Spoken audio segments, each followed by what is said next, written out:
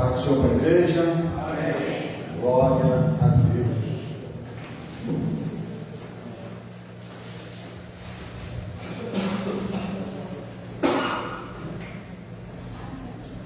Frizinho bom, né? É melhor para fazer a caminhada de manhã cedo, né, irmã José? Caminhada de manhã cedo, esse tempo é bom, né? Glória a Deus. Irmãos, a nossa questão, como já foi mencionada nessa manhã, né? Como se conduzir na caminhada, e reforço e clamo a Ti para que você possa estar lendo a revista da Escola Dominical, na sua condução, naquilo que você está vindo, às vezes para casa, pega a lição da bolsa, leva consigo, vem lendo. Porque às vezes eu dou uma volta de ônibus, sabe, pastor? A gente fica todo mundo só no celular, cada um dentro de suas músicas, às vezes você perde tempo de ler um bom livro, aumentar os seus conhecimentos.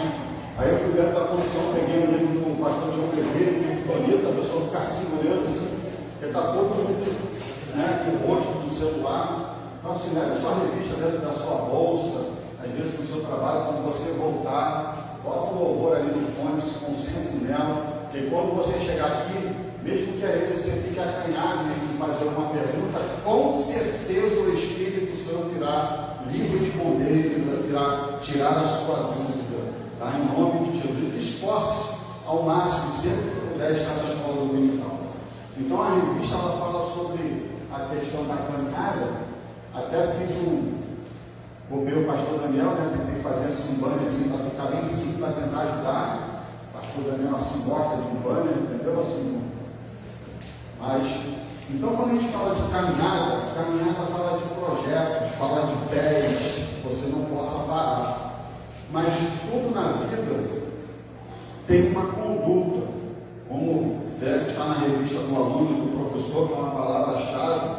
E quando nós olhamos para essa palavra da questão de conduta, ela existe uma questão da palavra chamada padrão. Toda conduta caminha junto com um padrão de vida, um padrão de legislação, um padrão de conduta de uma empresa. Mas aqui cheguei nessa empresa, ela tem um padrão. O padrão está acompanhado de uma conduta, normas e procedimentos para serem acompanhados. E a Bíblia trata disso. Tem um padrão, mas tem uma conduta de regra, que é a palavra de Deus, que fé que nos ajuda na caminhada.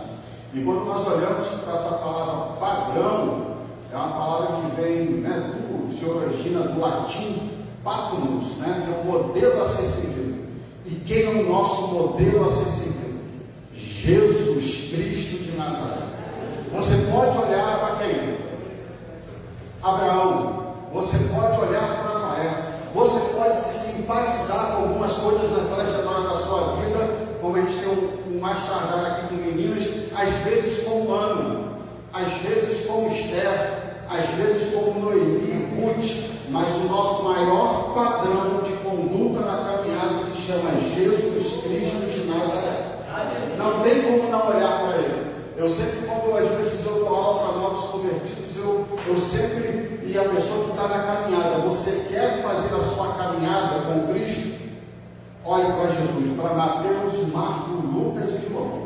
Você vai ver muito bem como Jesus andava, como Jesus sentava, com quem ele falava, com quem ele tinha um propósito de não falar, com quem ele falava assim, eu vou passar naquela cidade, ainda não era o tempo de eu passar naquela cidade, como ele falava com o rico, muito obrigado, como ele falava com o pobre, como ele falava com a prostituta, como ele falava com a rica. Você vai ver o modo de Jesus sentar, levantar, olhar, tratar, onde ele caminhava.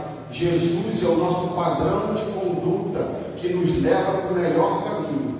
Então, como nesse mundo doido que a gente está vivendo, eu não queria falar, mas eu vou ter que falar, nada contra, tá? Dessa teoria de algumas pessoas coach, querendo centralizar você em Deus. Não. Você não é centralizado em Deus, Deus é centralizado em você. Porque se Jesus é o nosso modelo de padrão de conduta, é o contrário, isso, obrigado. Ele quer que Deus centralize você. Não. É nós que temos que centralizar o padrão e a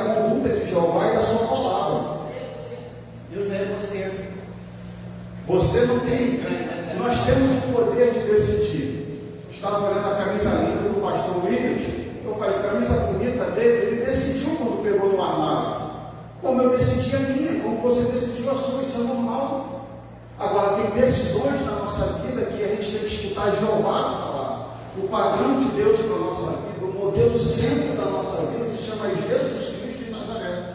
E quando nós temos esse padrão de conduta, esse padrão de caminho, o céu se manifesta ao nosso favor, Deus responde ao nosso favor, Deus se manifesta em tudo que nós vamos fazer na caminhada. Mas no decorrer da lição, nós iremos ver outras formas de Deus se manifestar, a conduta como Deus trata nesses padrões baseados na carta ao Efésios, a qual o autor da revista Pastor Ziel, ele centralizou esse tema dessa mensagem.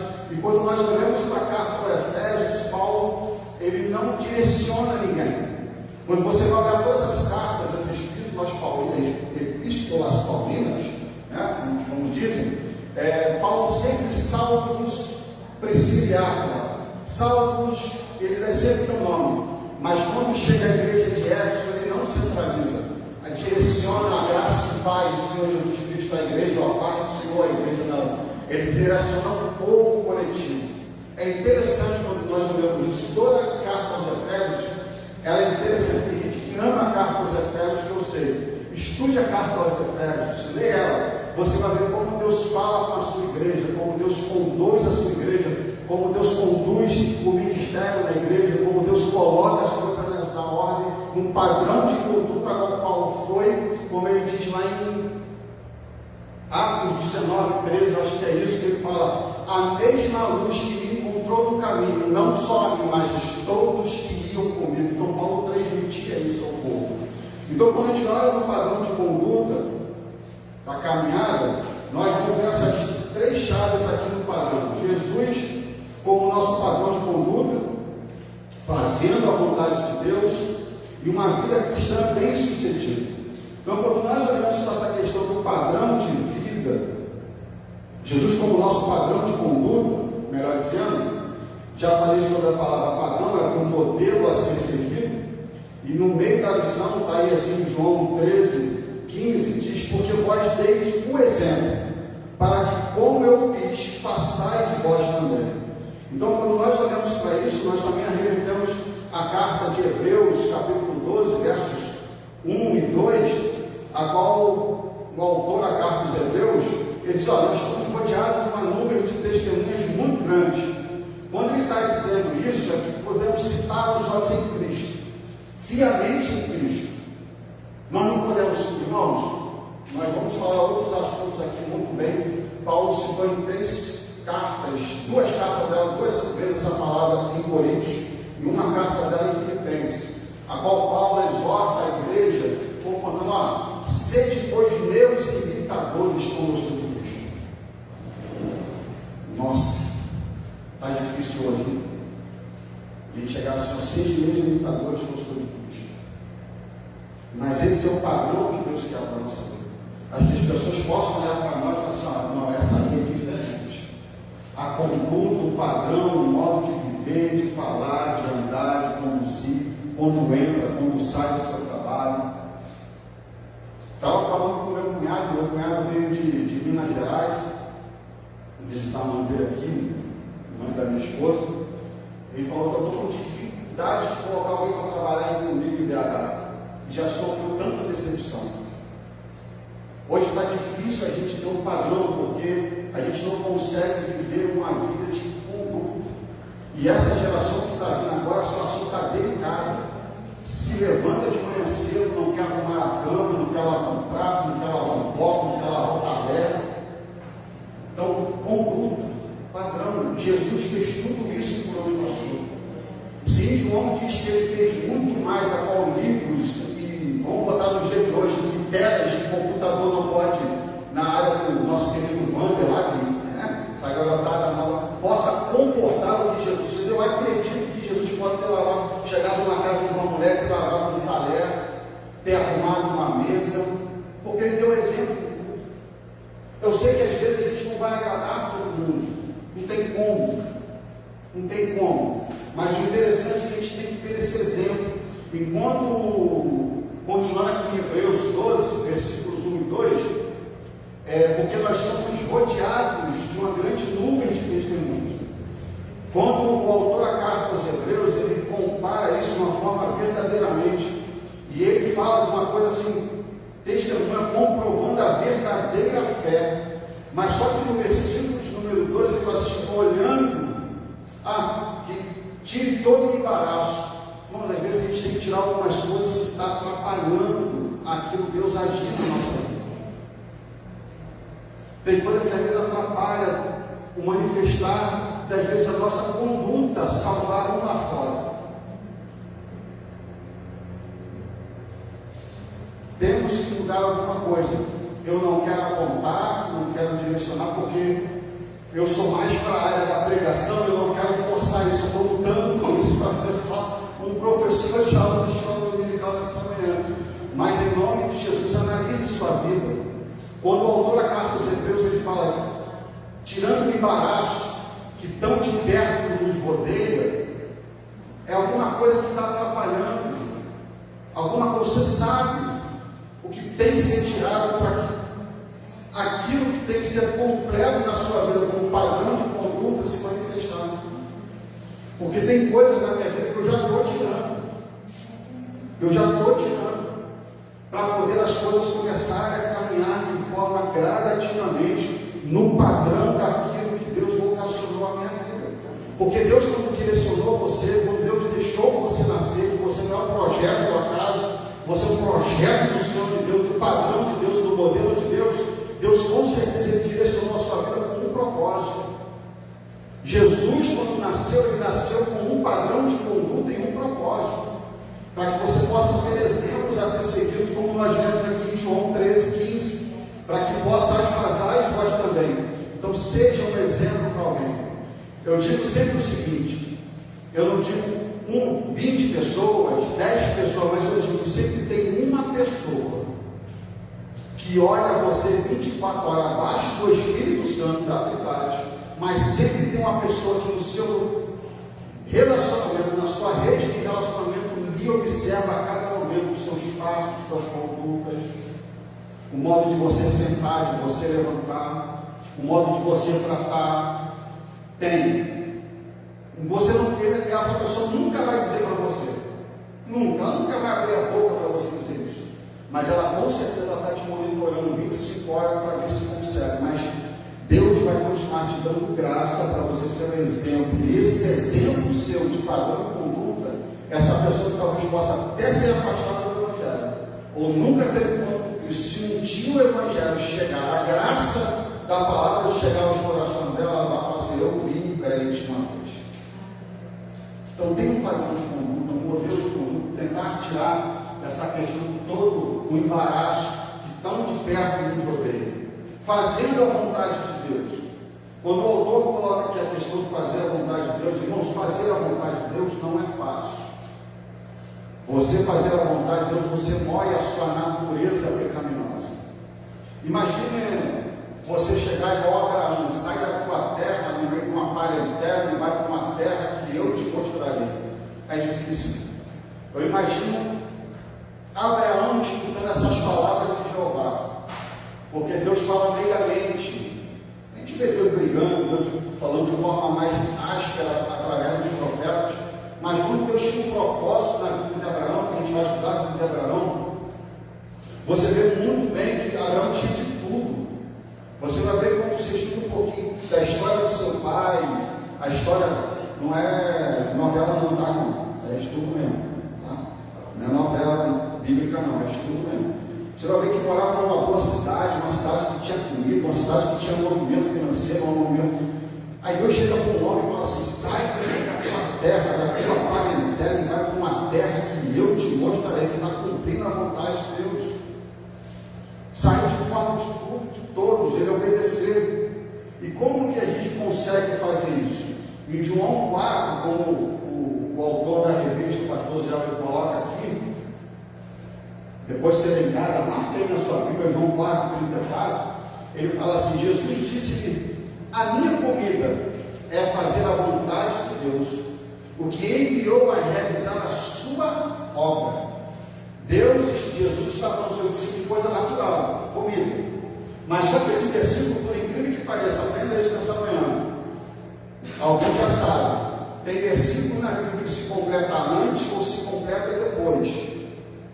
Às vezes, para você entender o versículo de número 40 da sua Bíblia, naquilo que você está lendo, às vezes ele vai te completar, te dando um feedback, uma chave, está no 37, está no 33, ou às vezes está um pouquinho mais à frente, no 41, 42. Então, esse versículo ele se completa no versículo de número 32, Jesus ensinando ele antes, porque ele disse: uma comida tenho que comer, para que vós conheceis. O que Jesus está falando para eles? Até eu, na hora de eu sentar, vocês vão me conhecer. Até na hora de eu tomar o meu café, vocês vão me conhecer. Até na hora de eu tomar a minha Coca-Cola, no McLanche feliz, vocês vão me conhecer, porque eu só vou falar das coisas do reino. Ele estava cumprindo a vontade do Pai. Então, fazer a vontade de Deus, ela requer cuidados e principalmente obediência. Temos que obedecer a sua palavra, obedecer os padrões de conduta daquilo que Jesus estabeleceu na sua palavra. E como que a gente consegue fazer isso? Está aí na sua revista como na minha. O autor ele coloca aqui: entretanto, isso é possível quando buscarmos auxílio do alto. O auxílio tem que vir dele. Nós não podemos tentar, hoje nós, crentes em Jesus Cristo, lavados e remidos pelo sangue dele, tentar fazer as coisas do nosso jeito. E às vezes, quando fazemos do nosso jeito, a gente quebra, na maioria das vezes, o pé, quebra o nariz, né? A gente acaba dando patadas erradas. Mas como que é esse auxílio? É capacitação de poder. Precisamos hoje na igreja poder de Deus, investimento de Deus para fazer a vontade dele. Porque se nós formos olharmos os 3 anos e 6 meses que Jesus ficou com os seus discípulos ensinando, até Atos capítulo 1, a qual ele ascende ao céu, não os deixarei órfãos, enviarei o Consolador, o Espírito Santo desce. Aqueles homens foram capacitados de poder, em Atos capítulo 2, para fazer a vontade de Deus. Como eu já disse aqui, eu já escutei isso de alguns pregadores, e nada contra, Deus abençoe eles, mas eu escutei dizendo que não era para eles ter escrito Atos dos Apóstolos, mas sim Atos do Espírito Santo. Sim, concordo. Mas só que não está errado também Atos dos Apóstolos, porque eles foram cheios do Espírito Santo que vem do alto para realizar atos apostólicos no nome da igreja. Então tenha busca esse poder do alto, capacitação do alto.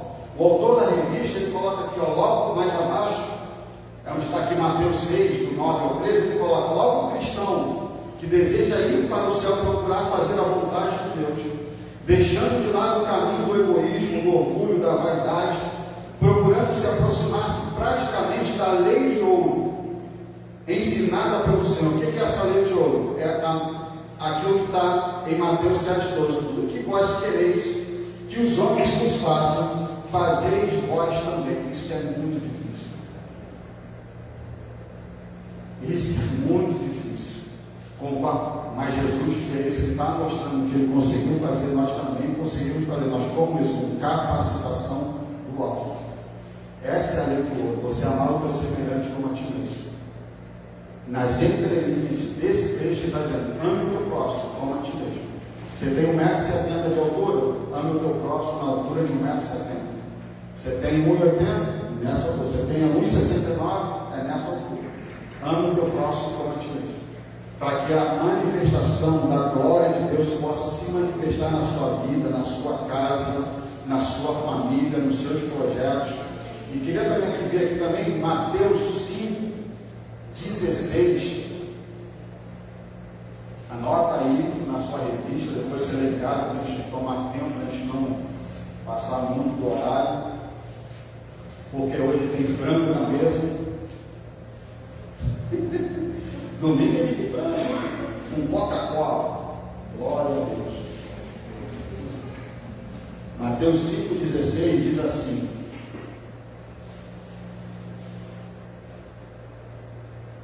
assim que resplandeça a vossa luz diante dos homens, para que vejam as vossas boas obras e glorifiquem vosso Pai que está no céu. Olha que interessante quando você faz a vontade de Deus. Às vezes dói, às vezes machuca, às vezes não sai da forma que você quer, mas no final eles vão glorificar a Deus por causa da você ter feito a vontade de Deus.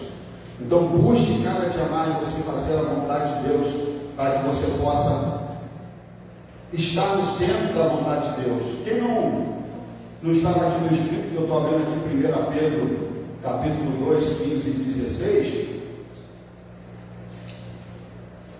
e não conhece a história de Jonas, né?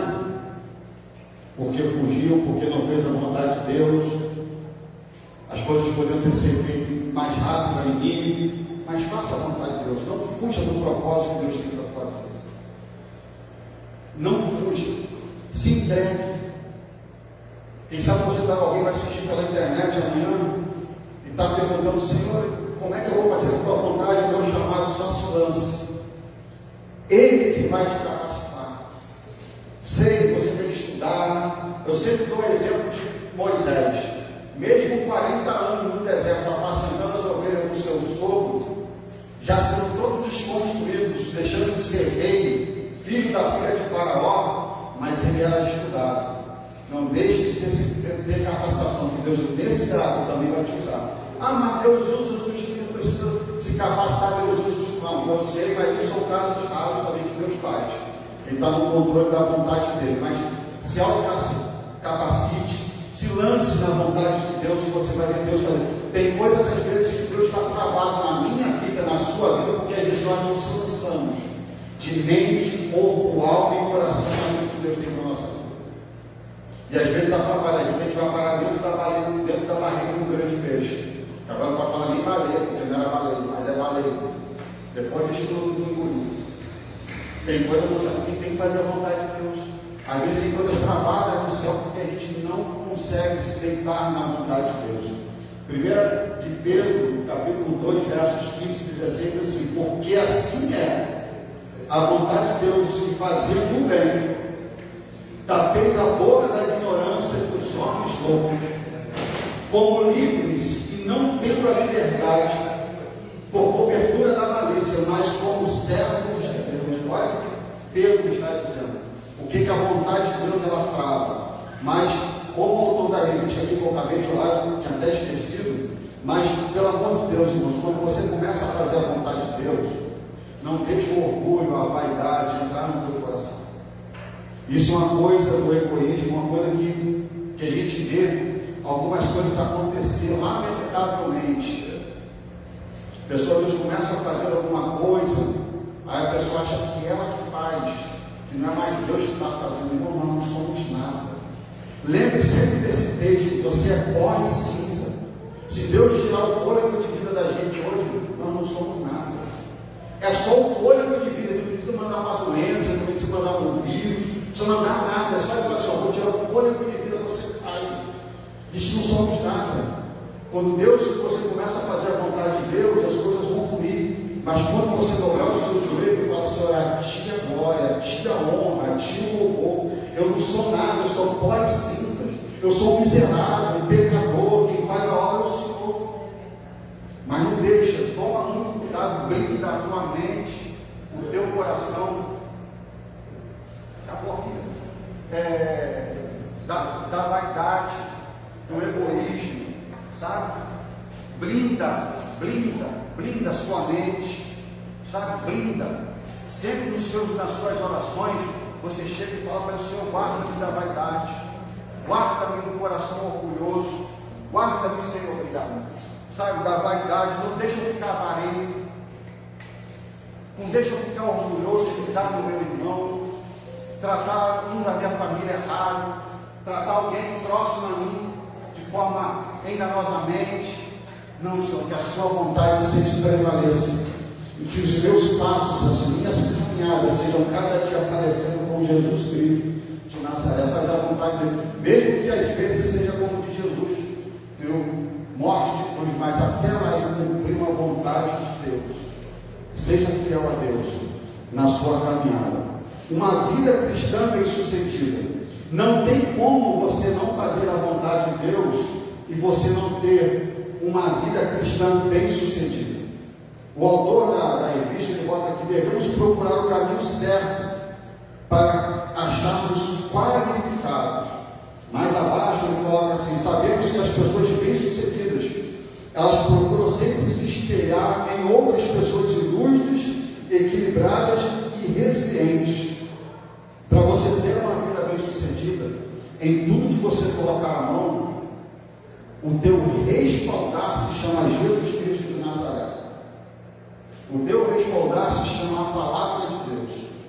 Leia ela. Você vai saber muito bem como conduzir todos os seus trajetos.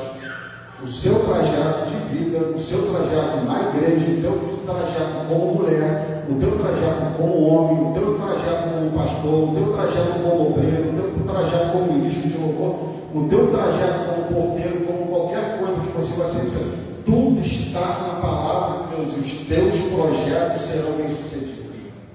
Não tem como dar errado. Pode ter um quebra-mola, a gente pode bater no buraco no meio da trajetória, mas não tem como não ser bem-sucedido.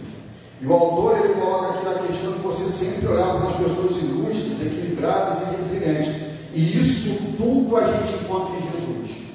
Não tem nada que a gente não precisa, não precisa a gente se empenhar em fazer cursos, se dedicar em nada disso. Não estou falando disso. Mas tudo que faz lá, irmãos, eles copiam Jesus Cristo de Nazaré, que é o maior exemplo para nós termos como ser bem-sucedidos. Como entrar e sair de uma cidade, como saber se conduzir e fazer a sua trajetória ser bem-sucedida. Para vocês terem uma noção, se nós formos olharmos esse texto também de Filipenses 2:5, quando Deus o exaltou de sobremaneira, ele fez e terminou a sua carreira bem-sucedida. Deus está falando: você cumpriu o seu propósito, fez a minha vontade, a minha caminhada. Eu estou te dando um nome que está acima de todo nome, a qual todo joelho se dobrará e toda língua confessará que Ele é o Senhor do mundo. Trajeto de vida, um projeto. Uma vida bem-sucedida. Não queria mudar aqui na lição. Jesus cumpriu uma vida nessa terra e foi muito bem-sucedido. Então cumpra isso na sua vida, para que você possa ser uma pessoa bem-sucedida nessa terra, bem-sucedida por onde você passar, bem-sucedida por onde você caminhar, que Deus vai te dar capacitação para você imitar a Ele, e Ele ser um exemplo para você, de uma pessoa ilustre, equilibrada e resiliente, em nome de Jesus, em nome de Jesus.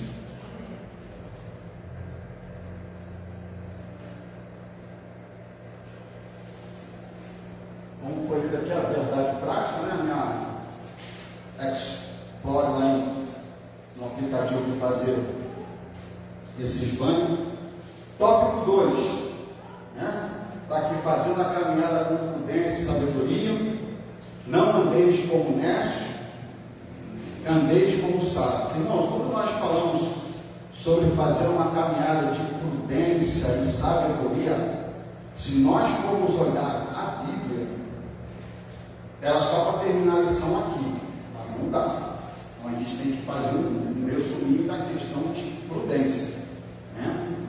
Quando nós olhamos a palavra prudência, ela tem que estar acompanhada conosco o discernimento. Não tem como hoje o crente, irmãos, se não tem, peça. Para que às vezes a gente não possa fazer a nossa trajetória de vida, nossa caminhada cristã com Cristo, de respaldo. Por que isso? Porque o inimigo das nossas almas, ele faz de tudo para manchar o nome dele na nossa vida. Ele sempre batalhou desde a fundação do mundo, tentando queimar, vamos dizer no linguajar nosso carioca, queimar a sua imagem. Ele fez assim com Adão, ele fez assim com José, ele fez com Noé, ele fez com Abraão, ele fez com Josué, ele fez com Moisés, ele tentou fazer com Jesus, mas não deu, que Jesus, da forma que ele veio, Jesus meteu a palavra nele de novo e ele não teve como ser isso.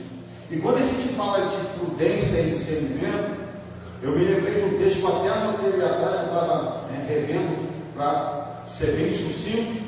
Vamos falar aqui rapidamente, que não está na lição, porque eu sempre digo aqui, a lição eu posso acrescentar e tirar, a palavra não, tem que ficar com ela e engolir sequinho do jeito que está. A Bíblia não é para ser mexida nem atualizada, vamos lá, obrigado de novo, né? Mas a revista do autor eu posso tirar e colocar, porque foi escrito com nome, eu não posso mexer nas escrituras sagradas. Mas eu quis encaixar essa questão do discernimento na questão da prudência, porque o discernimento ele faz você ter prudência. Lembra de Atos capítulos 16, do 16 ao 18? Paulo estava pregando aquela coisa, teve uma menina que tentou com espírito de enganação, e Paulo fala aí, com discernimento. Nós temos que ter discernimento para a nossa caminhada assim, de prudência e com sabedoria. Que o discernimento ela vai entender que quem chega perto, se a gente serve a Deus ou serve o demônio. Se está na mesa com o pai ou está na mesa com o capeta. A gente tem que ter discernimento se serve a Deus ou se não serve. Porque aí a nossa caminhada ela vai ter prudência e vai ter sabedoria. Porque quando você tem discernimento, tem a prudência de Deus, nós estamos falando de coisas espirituais. Porque nós somos espirituais. Isso serve para toda a nossa caminhada. Se no seu trabalho você levar uma vida de discernimento, a prudência vem junto e Deus também te dá a sabedoria para conduzir. Isso é normal em qualquer lugar. Você tem que ter discernimento, você tem que saber, lá eu não posso ir porque é discernimento. Discernimento para entender numa simples frase de uma conversa que estão tentando descobrir de arte, passar a perna, muito simples, ó. Discernimento. O Espírito Santo ele vai te alertar, por isso que eu acrescentei ali rápido, sentado ali atrás, para que os irmãos possam entender que essa trajetória de discernimento, nós temos que, como o autor colocou aqui na revista, mais embaixo, uma trajetória cheia do Espírito Santo. Porque Paulo ele só teve esse discernimento dessa menina, que tinha um espírito enganador, porque ele foi cheio do Espírito Santo. O mundo não entende essa questão. Eles não é para entender mesmo. Mas nós que somos lavados e remidos pelo sangue do Cordeiro, nós temos que ter uma vida cheia do Espírito Santo, não só aqui dentro, mas lá fora também. Para que as pessoas possam não entender quando nós discernimos alguma coisa. Para que você possa levar uma vida de prudência. Paulo levou toda a sua trajetória de prudência. Depois do confronto do próprio Jeová, do El Shaddai com ele na estrada de Damasco, dali por diante, depois do cego, Ananias ter orado por ele, e as escamas findaram dos seus olhos, ele teve uma vida de prudência. Prudência em tudo. E junto com ela, primeiramente, você carrega o discernimento. Provérbios 16, ele diz assim, ó: quanto melhor é adquirir a sabedoria do que o ouro, e quão mais excelente adquirir a prudência do que a prata. Olha o que Salomão está dizendo aqui. Não tem gente que tem bronca de Salomão, mas não fica chateado não, porque ele fez besteira feia. Mas se ele escreveu isso aqui, porque a Bíblia diz que todos esses homens escreveram com capacitação do alto, com inspiração do alto. Ele está dizendo, quanto melhor. Bom, como é melhor tomar um cafezinho de manhã cedo? Você sentar, o espírito baixar primeiro, depois você ligar com um pãozinho com ovo. Mas quanto é melhor adquirir a sabedoria do que o ouro? Bom, quem não quer ouro? Uma moeda que nunca se desvaloriza. E a prata. Ele está falando que a sabedoria é melhor do que o ouro. E ele diz mais, quanto mais, se você olhar na sua Bíblia quanto na minha Bíblia, está mais aí de quantidade, mais com I, português aqui. O mais com I é o mais de quantidade, tá? Quanto mais você desejar a prata, não é nada, enquanto você não procurar prudência. Olha aqui, Salomão está dizendo. Então adquire, pois, a sabedoria e a prudência. Provérbios 12, 15. A prudência vai buscar novos conselhos. Quando você Pede a Deus 12 e 15, o caminho do tolo é reto. O caminho do tolo é reto aos seus olhos, mas o que dá ouvido ao conselho é sábio. A gente sabe que sabedoria vem da palavra, sabe? Quem você está buscando conselho?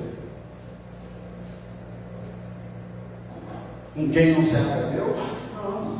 Você tem que buscar conselho além do alto, com todo carinho. Agora, não vai puxar a sardinha, ele não precisa disso. Você tem um pastor.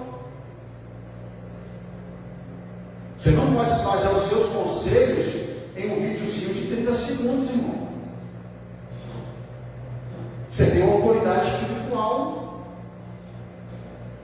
Você pode amar o diácono, pode amar o presbítero, pode amar o pastor, mas quando aquele que está debaixo da sua autoridade, você está difícil, procura um conselho.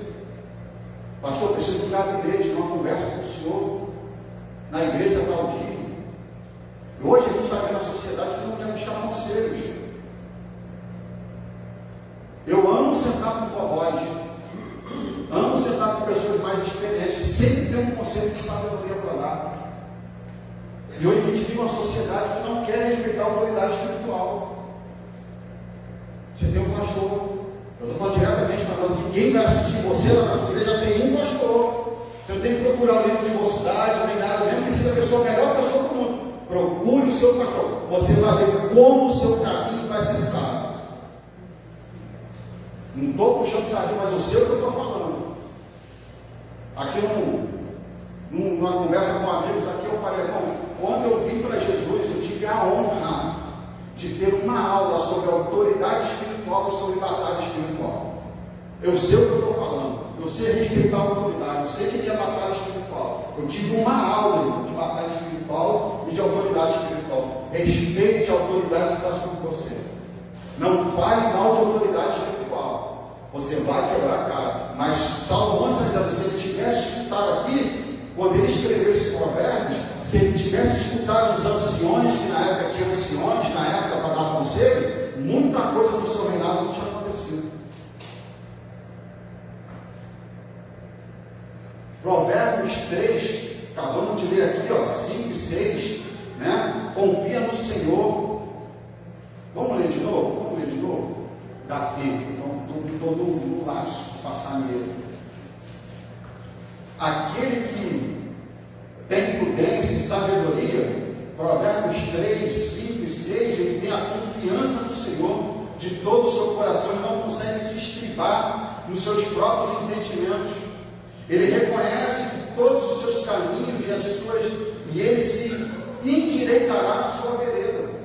Quando você procura ter sabedoria e prudência, os seus caminhos eles são retos. Por que Deus disse para Josué depois da morte de Moisés? Moisés morreu, você vai fazer se governar, não vai ser ele, você, mas fica na minha palavra, prudência. As suas veredas, os seus caminhos vão ser diretos, certos, prudentes. Ele cumpriu tudo que foi. Vê como é que foi a trajetória de Josué. Prudência, quando a gente olha 1 Crônicas 22, 12, Davi com prudência deixa eu ler aqui porque a legenda ficou ruim aqui. Nem eu entendi na própria letra, brincadeira, né? Primeiro livro de Crônicas, capítulo 22, versos número 12. O Senhor, de tão somente prudência e entendimento, e te instrua acerca de Israel, e isso para guardar a lei do Senhor teu Deus. Quando você tem prudência, você guarda a lei do Senhor. Quando nós estamos vendo pessoas que não conseguem guardar a palavra do Senhor. Esses dias atrás a gente estava conversando com minha esposa lembrou de uma pessoa no passado, pregava na igreja, não sei o que o pastor falou. Isso, você não é obrigado a guardar tudo, mas pelo menos um texto básico daquele que pregou, algum trecho, alguma coisa. Peça a Deus prudência, sabedoria para guardar a lei do Senhor, estabelecer dentro da sua casa. Porque quando você guarda a lei do Senhor, você leva para a tua descendência, para a tua família, para a tua casa, você leva para todos. Prudência e sabedoria. Aí o autor coloca aqui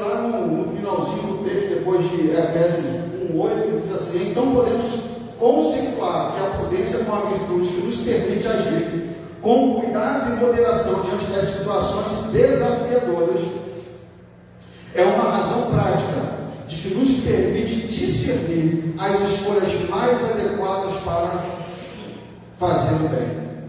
Tenha isso na sua mente. Procure andar com prudência e sabedoria. E nesta manhã, já vou agora declarar em nome de Jesus, irá vir sobre você discernimento, sabedoria e prudência para você conduzir a sua casa, os seus negócios, a sua família. Deus vai te dar isso em nome de Jesus. Procura isso, peça a Ele. E partindo para a questão de como andar não como necios, deixa eu explicar aqui. Quando você olha a Bíblia e você lê a palavra insensato, é a mesma coisa que necios, tá? Quando você vê um texto ou outro, bota lá insensatos, insensato, é porque ele está dizendo a mesma similaridade do que o nécio. O que era o nécio naquela época de Paulo? Eram pessoas que andavam como se fosse aquele que tinha, né, uns anos atrás, bonecão do posto, né, aquele brincadeira. As pessoas saíam de mãos assim, parecendo que não tinham orientação nenhuma. É isso que Paulo estava falando na igreja de Éfeso. Você não pode estar pensando que tudo é qualquer coisa que você pode fazer. Nem tudo na vida existe um não. E aprenda uma coisa, irmãos. Como Deus, como Pai Celestial, o não de Deus te protege, mas o sim dele te promove.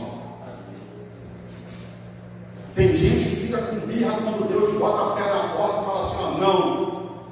Não, Deus te promove. Ele está te promovendo, te protegendo. Mas fica tranquilo, mas também quando Ele liberar o sim, vai ter promoção, exaltação, glorificação para o nome dEle. Então não anda como necios, assim, tentando entender como é que Deus vai agir, aquela coisa toda.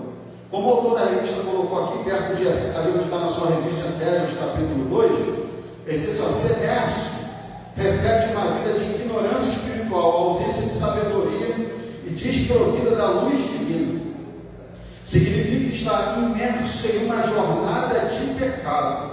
Irmão, ser nécio, quando a gente olha para essa questão, a falta de sabedoria, como o autor coloca aqui, é uma pessoa, aquilo que Paulo fala em 2 Coríntios 4:4. O príncipe desse século, cego homem de todo entendimento. Nós olhamos para a sociedade hoje, parece que tem um bloqueio na mente delas. Que elas andam assim, desnorteadas. Você anda, tem gente na rua, você fica, não sabe se ela está confundindo. Sabe, não vê brilho nos olhos, uma esperança de não viver, por quê? Falta da palavra de Deus, falta que Deus abra o entendimento deles para isso. Para que eles andam como necios, sem entendimento. Eles andam desprovidos de uma luz divina, imersos numa jornada de pecado. Você pode ver uma pessoa que vive no pecado, ela nitidamente, você vê que ela não tem o discernimento das coisas, que é só ter a satisfação daquele momento. E nós não podemos andar assim. Nós temos que entender que andar na área do insensato, dos nécios, traz problemas gravíssimos para a nossa vida. O salmista Davi, ele escreve no Salmo de número 14, verso de número 1, olha o que ele fala. Davizinho, disseram os nécios do seu coração, não a Deus, tem-se corrompido, fazendo abomináveis as suas obras. Não há ninguém que faça o bem. Olha o que o nécio fala, não existe Deus, não tem ninguém que faça o bem, não acredita nas obras do seu poder.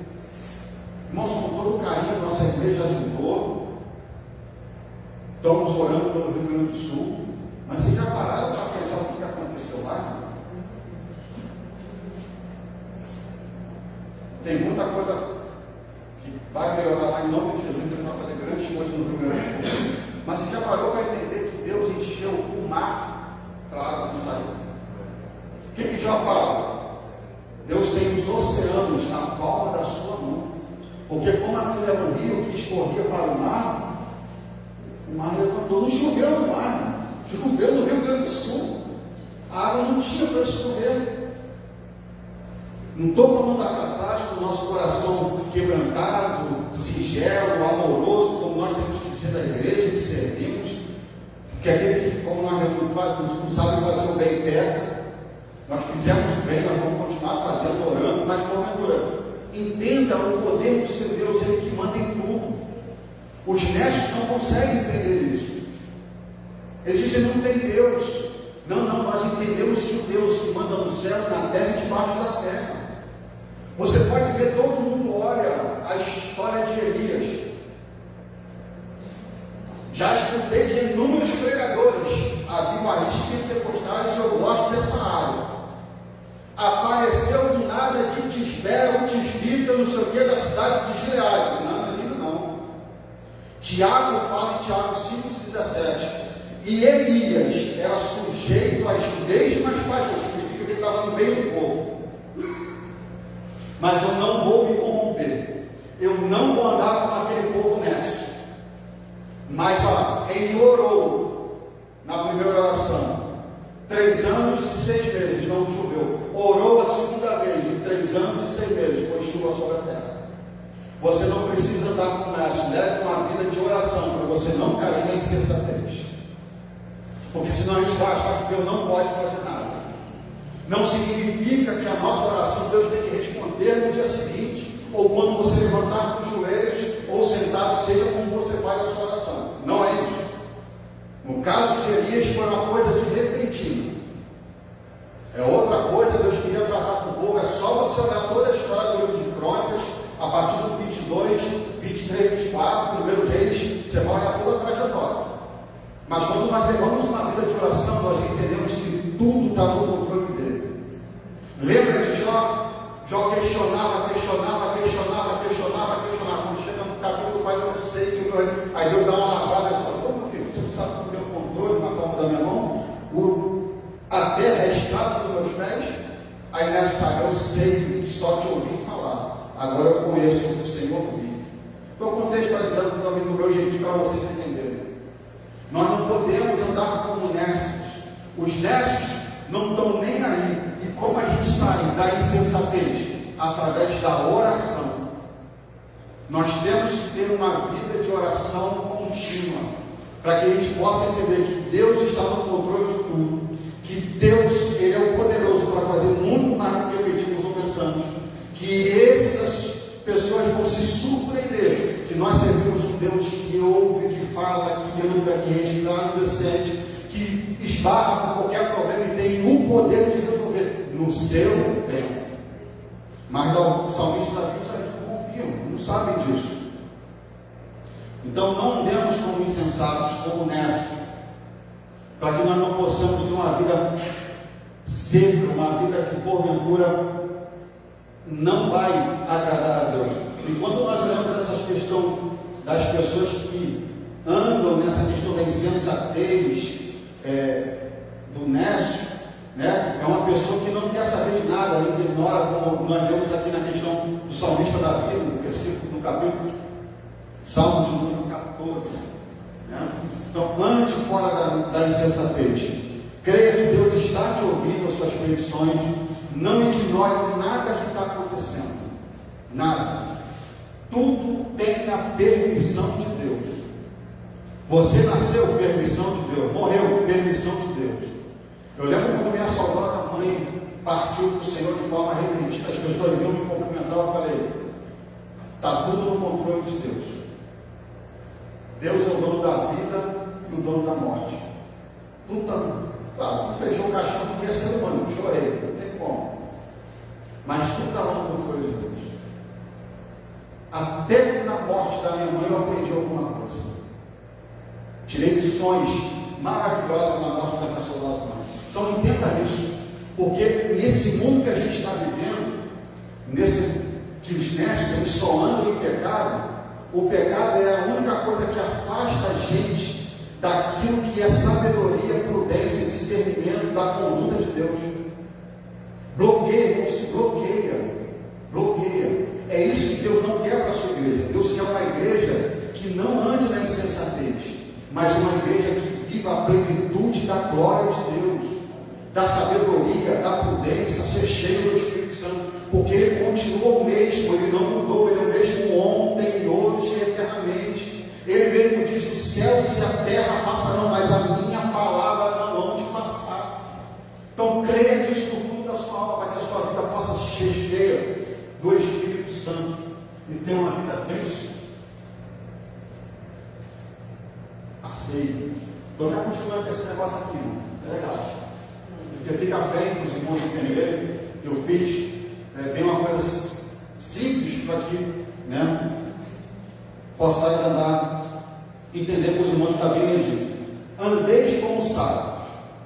Irmão, andar como sábios é uma questão que o autor da revista ele coloca aqui. Esse adjetivo descreve em ausência da vida do cristão ser dirigida pelo Espírito Santo. Ora, os que andam em Espírito caminham na luz, na santidade, na sabedoria.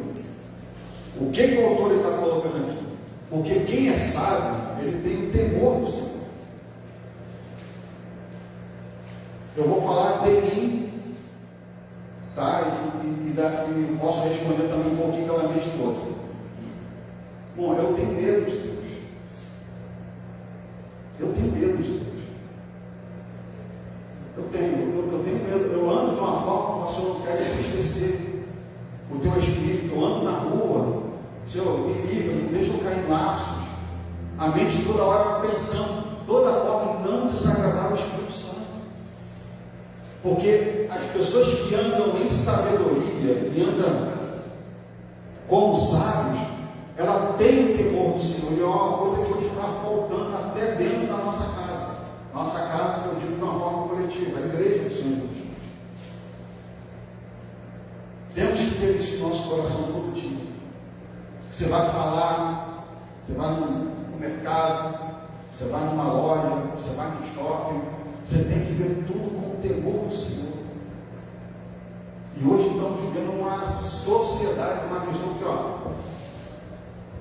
eu sou dono do meu nariz. Não é assim. Olha aqui no Provérbios 9, 10, ele diz: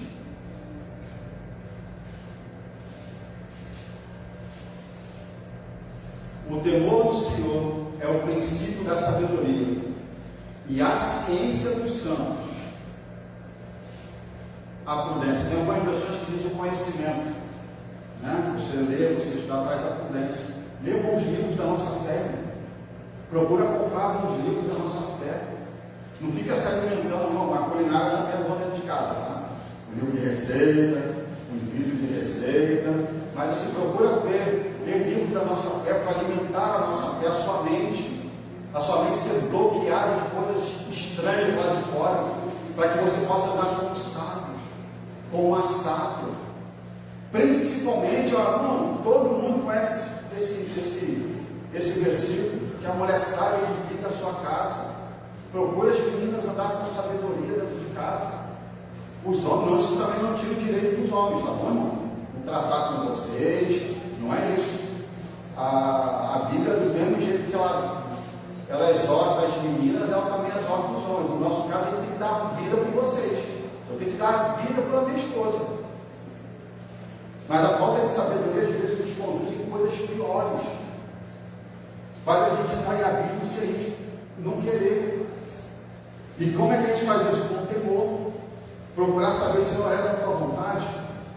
Vou ou não vou, parto ou não parto, fico ou não fico. Você lembra de Davi?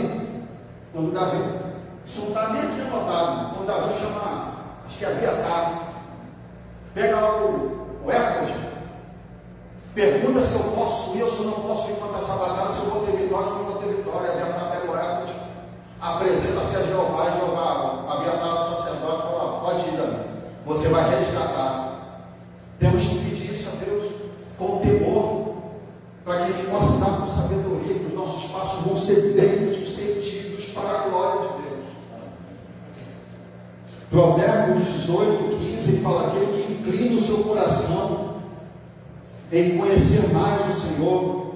Provérbios 2, do 6 ao 19, do 6 ao 22, você olha, o versículo 12 fala de discernimento para ter sabedoria.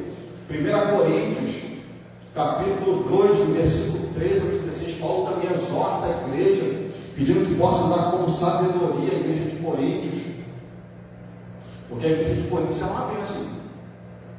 Se a gente for olhar a igreja de Coríntios, 1 e 2 Coríntios, Paulo cortou um dobrado com aquela igreja abençoada. Mas Paulo falou assim: anda com o temor do Senhor, uma igreja que fazia as coisas de qualquer maneira, e com todo carinho. Deus vai lhe dar honra, mas faça tudo na igreja com temor, porque o dono da obra é zeloso. Vou dar um exemplo simples, irmãos. Né? Ao você tirar um copo aqui com temor, Deus te honra na tua casa. Ao você passar uma vassourinha no canto, Deus te honra com temor. Cuidar das coisas do Senhor com temor, com sabedoria da vida. Nesse exemplo, dá um exemplo para nós. Mas Paulo perdeu um dobrado na igreja de Coríntios.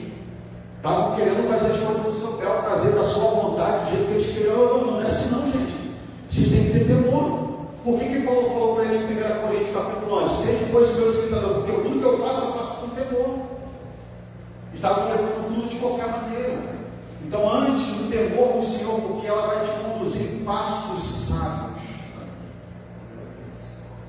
E quando você é conduzido com passos de sabedoria, você pode ter a certeza, o nome do Senhor vai ser glorificado na sua vida. Vamos ler Gálatas 5, 22 e 23. Quem tem sabedoria, ele produz os frutos do Espírito. Você tem que produzir os frutos do Espírito. E tem hora que é difícil. Não vai dar aqueles meios, não. É melhor orar, senão soca o rosto, não. Tem que amar. É difícil, irmão. Isso. Não tem nenhum hipócrita aqui pregando para você, não. Tá? Dá vontade de quebrar o pescoço, logo o vovó na roça, para matar a galinha, para colocar na panela. Mas tem hora que você tem que fazer, porque senão você não está cumprindo os mandamentos do nosso Deus. 5, 22 e 23 diz assim, ó: mas o fruto do Espírito é, na sua vida, está amor, caridade, gozo, paz, longanimidade, benignidade, bondade, fé, mansidão, temperança. Contra essas coisas não há lei. O que Paulo está dizendo? Tudo que estava de Gênesis a Malaquia, isso não pesa. Não tem lei. Faz isso. Você vai ver que a sua vida vai ser considerada como sábio. Os seus passos vão ser conduzidos com boa perfeição. Você vai andar com sabedoria dentro da casa do Senhor, quando sair, quando entrar, porque a sabedoria, ela é maravilhosa. Eu vou ler um texto aqui, que tem uma irmã que já descansa no Senhor, ela me deu, isso eu tenho uma outra Bíblia que eu tenho em casa, que é Provérbios 4, do 7 ao 9. Depois você lê em casa todo o Provérbios 4. Deixa que o Provérbios 4 e 5 é como se fosse um texto só. Depois você lê em casa com calma, você vai ver a pancada que você toma de sabedoria por deles. Olha só o que essa irmã me deu, a irmã dela me deu esse texto para mim. Ó. A sabedoria é uma coisa principal. Adquire, pois, a sabedoria, sim, como tudo que possuis, adquire o conhecimento. Exalta, e ela te exaltará. E, abraçando tu, ela te honrará. Dará a tua cabeça um diadema de graça e uma coroa de glória te entregará. Olha como que é bom você ter sabedoria. Eu não estou lembrando aqui agora, isso não estava no script, né? Mas acho que é Paulo falando a Efésios, não sei. Aquele que não tem sabedoria, peça a Deus.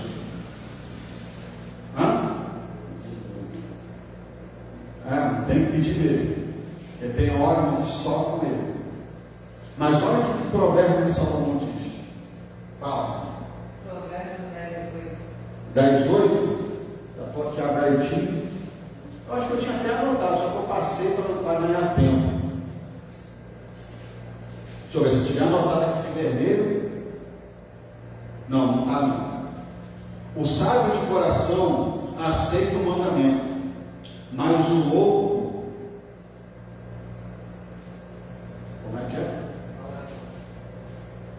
mas o palrador será transtornado. Na versão fala muito.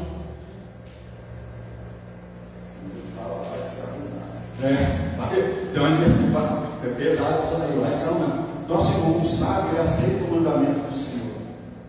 O sábio aceita a correção do Senhor. Porque Deus, quando nos corrige, ele não corrige para o nosso bem. Ele chama a gente de filho que aceita a correção. Mas de louco, tolo, aquele que não aceita. Mas, obrigado, minha vida, abaixo de Jesus Cristo, essa é a minha segunda vida.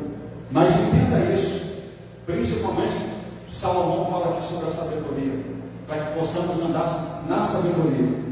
Eu vou ler de novo, porque isso é muito lindo, principalmente o versículo do 9. Dará a tua cabeça um diadema de graça, e a uma coroa de glória te entregará. Coisas valiosas ele vai te entregar. Se a gente não ter sabedoria nesses dias, findar a igreja nesses últimos dias, nós não vamos saber como remir o tempo. E quando o apóstolo Paulo ele fala essa questão de remir o tempo, deixa eu deixar bem claro aqui, até o autor da revista coloca aqui, olha, está assim, vai ver remir o tempo, aí tem o versículo 16, passa 6 linhas, mais de baixo diz assim. Então, podemos dizer que remir o tempo é uma expressão usada para referir a sabedoria dos compradores que esperavam o momento certo de comprar de acordo com o melhor preço oferecido no mercado. Paulo, ele se utilizou de uma coisa natural que aconteceu naquele período. O que aconteceu naquele período? Vamos jogar aqui o texto. Os compradores, eles olhavam que eles tinham para comprar essa taça de oração. Só que essa taça de oração, vamos jogar no nosso dinheiro, para vocês entenderem. Ela custava R$1.000. Só que aqueles compradores, eles ficavam olhando o mercado, como fosse o nosso irmão era. Ficava lá, matemática, para lá e para cá. Quando o nosso irmão ia, ficava assim, olhando na bolsa de valores. Aí dos 1.000, caía para 300. É hora de comprar. Porque eu vou conseguir vender em outra cidade a 600 e eu vou ganhar o jogo. É isso que Paulo estava fazendo, é remir o tempo. A oportunidade que aqueles compradores tinham para poder também ganhar dinheiro. Esperava o oscilar das vendas, né? O altos e baixos das vendas. Paulo se utiliza de uma coisa natural, só, igreja de Éfeso, remir o tempo. O que ele está falando? Tire coisas que porventura estão atrapalhando você de se aproximarem de Deus. Quando você olha toda a igreja de Éfeso, e essa igreja de Éfeso é a mesma igreja que está em Apocalipse capítulo 2. Todas as igrejas que estão em Apocalipse 2, 3, todas elas têm o dedo de Paulo quando inaugurou. Então, quando você olha ele falando para Efésios, mesmo na pouca fé, guardaste a minha palavra. Paulo alertou lá atrás, eles obedeceram, Jesus deu um veredito lá na frente. Que nós possamos remir o tempo, mas tirando aquilo que porventura está embaraçando a nossa caminhada cristã, para que nós possamos ter o quê? Uma vida perto de entender que o tempo do fim está chegando, que a qualquer momento da trombeta vai tocar, os mortos ressuscitarão primeiro, e nós que somos vivos seremos arrebatados. É remir o tempo, é você tentar nessa vida louca que você tem, deixar um pouco as redes sociais. Eu estou falando o que eu estou deixando. Quanto tempo a gente perde? Isso é bacana, eu tenho a minha. É só olhar meus stories lá no Instagram, você vai ver as pancadas lá, alertando todo mundo. Tem, fico antenado no Brasil, no mundo, tem, mas eu estou remindo o tempo. Eu fico na rede social só na parte da manhã. Depois, oro, leio a Bíblia, boto louvor, vou procurar fazer alguma coisa, desligo televisão, vou ler a Bíblia, vou ler o livro, vou atualizar minha leitura. Temos que ter o tempo, porque eles estavam começando a ficar embaraçados com outras coisas. E Paulo, que era um homem de discernimento, e tinha prudência e sabedoria no agir, ele falou: vocês estão indo para o outro lado. Fiquem atentos. Começam a ele se utiliza de coisas naturais, que Paulo se utiliza de uma hora que os compradores vejam o oscilar das compras, os altos e baixos das compras do mercado natural que tinha em Éfeso. Ele fala: está acontecendo a mesma coisa com a igreja, eu tenho que alertá-los. Então temos que ter essa questão para que possamos remir o tempo, se aproximarmos mais de Deus, para que possamos ter a nossa vida remida, para que possamos entender como não ser nécios, andar em sabedoria, para que nossos passos possam ser conduzidos pelo Senhor. E como o autor colocou aqui no tópico 2, remir o tempo, já tem até uma palhinha falando sobre a volta de Jesus Cristo. Quando se fala a respeito de remir o tempo, entre os cristãos primitivos, eles tinham em mente a iminência da segunda vinda de Jesus, ou seja, se esperando o acontecimento que poderia acontecer a qualquer momento, melhor dizendo. Irmãos, nós temos que entender, por favor, em nome de Jesus, que Paulo era um homem que sabia discernir o tempo. Ele sabia remir o tempo. E nós temos que aprender isso. Quando o autor da revista colocou aqui, quando Jesus foi ao céu, ele falou que voltaria, os discípulos, os apóstolos, aqueles que seguiam a Cristo, eles viviam numa expectativa: ele pode voltar a qualquer momento. Você não pode tirar isso da sua mente, do seu coração, que você a qualquer momento Jesus vai voltar. Irmãos, para analisar a Bíblia. Jesus certa vez declarou: se vocês não clamarem, quer dizer, se vocês não anunciarem, as pedras clamarão. Não, é só olhar para a calçada do outro lado, tem pedra lá do outro lado, eu estou vendo aqui. O que é pedra? Coisa natural. Você não está vendo a natureza falando? Você olha para a serra, olha para o morro, você vê pedreiras. Você passa na Transolímpica daqui para a Barra da Tijuca, você passa por uma pedreira rachada, coisa que vai estar cotidiano na vida. A natureza está clamando. Remir o tempo, porque eles viviam de uma forma que queriam de qualquer maneira a volta de Jesus a qualquer momento. E para remir o tempo, irmão, aquele texto lindo de Romanos, capítulo de número 13, versículo de número 11, diz assim: Paulo era uma pessoa que sabia remir o tempo. Olha o que Paulo fala à igreja de Romano: eu digo isso, conhecendo o tempo, e que já é hora de despertarmos do sono, porque a nossa salvação está agora mais perto do que quando aceitamos a fé. O dia que você aceitou a fé até o dia de hoje é para você remir o tempo. A tua salvação está mais próxima. Jesus está voltando a qualquer momento. E você tem que ficar atento a esses dias, a esses momentos. Discernir o tempo. Olha o que ele fala em 1 Tessalonicenses.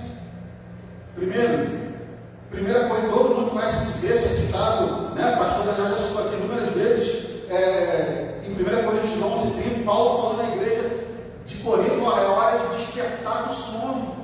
Há muitos que dormem espiritualmente dentro da igreja. Não podemos andar sem remir o tempo. Você tem que andar no 220, irmão, no 330, no 1000 voltagens, sabendo: Jesus vai tocar a trombeta a qualquer momento. O meu nome vai ser soado nas nações celestiais. Nós não podemos, a igreja estava assim, como a gente está vendo no dia de hoje. Você, com todo o carinho e amor que eu tenho pela igreja do Senhor Jesus Cristo, com temor e tremulação, você não pode entrar por essas portas e pensar que é mais um dia qualquer. Você não pode voltar para a sua casa como se fosse um dia qualquer. Perguntar a Jesus, deixa eu ver se eu anotei aqui. Anotei, perguntei, depois saí em casa, só para ganhar tempo, perguntar a Jesus: Senhor, quando vai ser a tua volta? Como vai ser o teu dia? Quando vai ser aquele grande dia? Jesus respondeu em Mateus 24, do 36 ao 42, sabe como vai ser? nos dias de Noé, que todos comiam, bebiam e casavam. Quanta gente casou essa semana? Você comeu de manhã cedo? Comeu coisas normais, vai ser num dia comum. Você vai largar a Coca-Cola, vai largar o McDonald's da igreja, você vai subir com ele para mansões celestiais. Vai ser num dia comum e no culto menos esperado. Você vai largar a talher, vai largar o nhoque, vai largar a lasanha, vai largar o meu café e a gente vai morar com ele nas mansões celestiais. Tem que ficar ligado o tempo todo, linguajar de crente pentecostal. Já virou mensagem. Fica atento, irmão, é no tempo que Jesus está voltando a qualquer momento. Como é que foi nos dias de Noé, irmão? Ninguém deu atenção a ele, chamar ele de louco, de pervertido, que não vai ser. Se deram as depravações, as imundícies da vida, se entregaram às suas próprias concupiscências, como foi nos dias de Noé, que todos comiam, bebiam e casavam. Não quem comeu enquanto a gente está casando. Porque assim vai ser num dia comum, num dia qualquer, você pode estar na festa, você pode estar num casamento, mas você tem que estar ali, a trombeta vai tocar. Eu tenho que escutar o soar das mansões celestiais. Você tem que ficar atento, porque Jesus está voltando para buscar a sua igreja. 1 Tessalonicenses 4,15, o Senhor alerta para aqueles que morreram e serão arrebatados primeiro. Perguntaram a Paulo: como é que vai ser, Paulo? Fica tranquilo, os que morreram primeiro estão esperando, eles serão arrebatados, serão transladados depois de nós, vivos, seremos arrebatados com ele para a sua glória. Vamos passar por questão, porque só assim, remindo o tempo, nós vamos entender os dias maus. Porque do jeito que está, irmão, só assim para a gente entender como nós podemos vencer esses dias maus, irmãos. Temos que aproveitar todas as oportunidades para que possamos ter isso na nossa mente, porque você só vai vencer o dia mau, como diz João 17:17: santifica-os na verdade, a tua palavra é a verdade.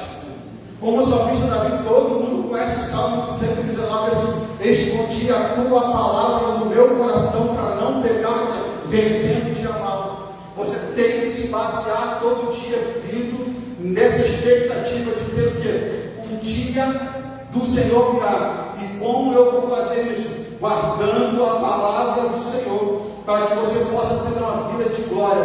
Romanos 8,14 diz: as aflições não são maiores do que a glória que há de ser revelada. Em Romanos 8,14, para meus filhos: ô igreja de Romanos, o que vocês estão passando nada se compara com o que há de ser revelado nas mansões celestiais.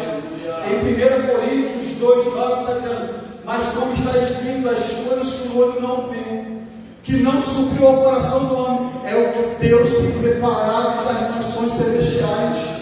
Deus está alertando a igreja, meu Deus, tem coisa melhor para a nossa vida, tudo aqui é passageiro. Aquele texto lindo de 1 Coríntios 16, acho que é 33, ele fala assim: não se embaraceis com as coisas desse mundo, porque as coisas desse mundo te corrompem, elas te apodrecem, elas tiram você da caminhada. Fica firme com Jesus, Deus vai soar o teu nome. 1 João 5,14: aquele que guarda os meus mandamentos é aquele que conhece o Filho de Deus. Você tem que conhecer aquele que você serve, irmãos. Você tem que conhecer ele como? Lendo a palavra. Você pode estar aqui? Está aí minha esposa, minha filha testemunha. Meu garoto, ele é muito de história. Se o pastor Daniel sentar com ele e falar de Napoleão, ele ia dar um banho no pastor Daniel. Falou de guerra com Samuel, irmão, é um problema sério. Irmão, outro dia ele deu uma aula de 1 hora de guerra para mim. Virei para ele e falei assim: e as guerras da Bíblia? Você sabe? Nós, como sacerdotes da nossa casa, nós temos que colocar a palavra de Deus nos nossos filhos. Virei para ele outro dia: é muito bacana a gente ver as novelas bíblicas, mas o mais bacana é você ler as novelas bíblicas e você folheando. Você conhece as guerras da Bíblia? Você conhece as histórias dos reis de Israel? Quantos reis foram no tempo dos juízes? O pastor citou aqui na mensagem dele. Falei: está na Bíblia. Aí eu digo, não, mas são 12. Não, mas eu pensei que era 22. Se você lesse, você sabia que eram os 12. Aí depois vem Samuel, 13. Outro dia ele chegou para mim, olha para que tu achou? Eu falei, não, você não achou não, tá aí, ela que te achou. Ela sempre teve aí essa palavra. Ela te achou.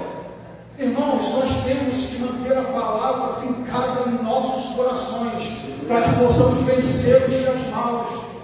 Irmãos, você pode estar no Japão, a única coisa que não vai você levar da Inês, do caixa, quando ele tiver um troco a mais, é a palavra do Senhor. Você não precisa ter pastor lá nas escondidas com a palavra no meu coração para eu não pecar contra ti. Você quer ter os seus caminhos bem-sucedidos? Lâmpada para os meus pés é a tua palavra, farol baixo, luz para o meu caminho, não lá na frente, você vai ver os caminhos planos, é a palavra do Senhor. Davi sabia disso. Você, quando olha a história dos juízes, dos reis de Israel, quando eles fizeram, porque eles não guardaram a lei do Senhor. Tudo que aconteceu com o povo de Israel é exemplo para nós, irmãos, em nome de Deus, possamos ser bons naquilo que nós fazemos, possamos ser o melhor pregador, o melhor diácono, o melhor pastor, mas se a palavra não tiver em nós, irmão, a coisa desanda, nós não vamos vencer nos dias maus. Nós temos que às vezes tirar as coisas que são fúteis da nossa vida, irmão. Já virou mensagem? Deus te abençoe. Deus faça que teus passos sejam conduzidos pelo Senhor. Que Deus faça que Deus hoje, em nome de Jesus, eu peço que Deus te dê sabedoria para você entrar, para você sair. E com isso Deus vai te encher a partir de hoje com discernimento. Para você saber, eu não vou entrar nesse contrato, eu vou sair, eu vou aguardar um pouco, eu não vou fazer. A oportunidade é ter boa, mas a partir de hoje você não vai. Porque o que eu vou tornar a dizer, o que eu preciso de Deus aqui nessa manhã, Deus está querendo manchar o nome de alguém, mas não vai manchar. Eu sou profeta para dizer, não vai manchar. A tua honra será intacta para a glória de Deus. Quem vai assistir, vai receber essa palavra. A tua honra vai estar intacta diante de Deus. Eu sei o que eu estou dizendo nessa manhã. Porque o que o diabo quer tirar dos teus passos, dizer que você não anda como Cristo, que a sua conduta não é igual, mas a partir de hoje há insensatez, e você não vai andar mais como honesto, mas vai andar com sabedoria, com discernimento, e Deus vai continuar te dando honra, graça, coroa, glória, majestade sobre a tua vida, porque os teus passos são conduzidos pelo Senhor. Terminou? Deixa eu ver. Minha frente terminou. Não? Isso tinha a conclusão. Vamos ler a conclusão só para terminar, irmãos, em nome de Jesus. Pastor Daniel, pode vir aqui do meu lado, por favor. E a nossa caminhada para precisar viver com discernimento, sabedoria e prudentemente, e fazer o bem, e não deixarmos de dominar pelos dias maus, para os dias maus, na certeza de que a vinda do Senhor se aproxima, e isso nos incentiva a viver de maneira santa para a glória de Deus. Deus te abençoe essa manhã, Deus abençoe tua casa, Deus abençoe tua família. Hoje você recebeu um pouquinho de porção do céu. Se prepara, porque Deus vai trazer para você discernimento, sabedoria e prudência. A partir de hoje, em nome de Jesus de Nazaré, se tentaram fazer algo contra você, Deus vai honrar a tua casa. Deus não vai jogar o teu nome no lixo. Deus vai honrar o teu nome. Você tem um nome que está acima de todo nome, e se chama Jesus Cristo de Nazaré. Você tem sido fiel a Ele até esse momento, e Deus tem o teu nome e não vai deixar isso ser desonrado.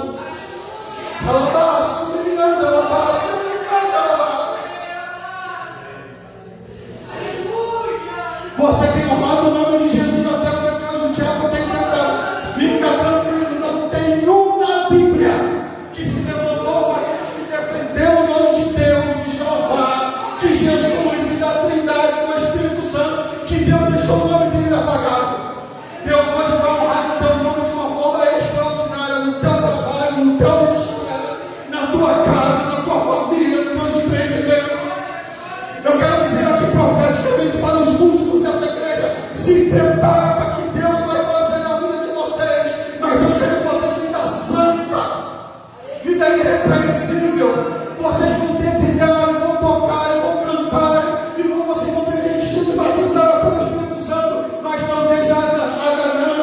soberba, não arrogância, saber que Deus que faz através de nós, porque o poder dele se aperfeiçoa em vasos de barro, nós somos salvados para ele.